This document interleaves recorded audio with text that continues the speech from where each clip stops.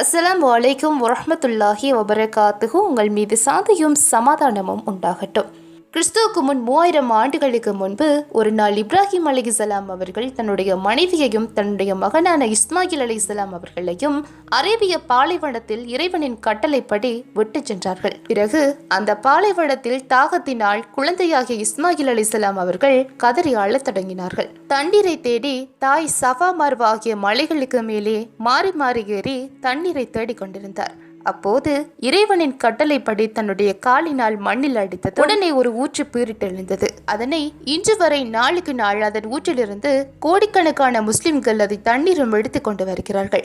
இருந்தும் அது வற்றாமல் இருந்து கொண்டிருக்கின்றது. அதே போன்றதொரு சம்பவமே அண்மையில் எகிப்தில் நடைபெற்றிருக்கிறது. எகிப்து நாட்டிலே யாருமே இல்லாத பாலைவனம் போன்ற ஒரு பகுதியில் மலைக்கு நடுவிலிருந்து தண்ணீர் சீறிக்கொண்டு பாய்வதை போன்ற ஒரு காணொலியானது எடுக்கப்பட்டு அது சமூக வலைதளங்களை தற்போது வைரலாகி கொண்டிருப்பதோடு இது அல்லாஹ்வின் அத்தாட்சிகளில் ஒன்றாகவே கருதப்படுகிறது. மேலும் இந்த காணொலியை சமூக வலைதளங்களில் பார்வையிடும் அதிகமானவர்கள் இந்த தண்ணீரானது எங்கிருந்து வருகின்றது, இந்த தண்ணீரினை வெளியேற்றியவன் யார் போன்ற கேள்விகளை எல்லாம் எழுப்பிக் கொண்டு வருகிறார்கள்.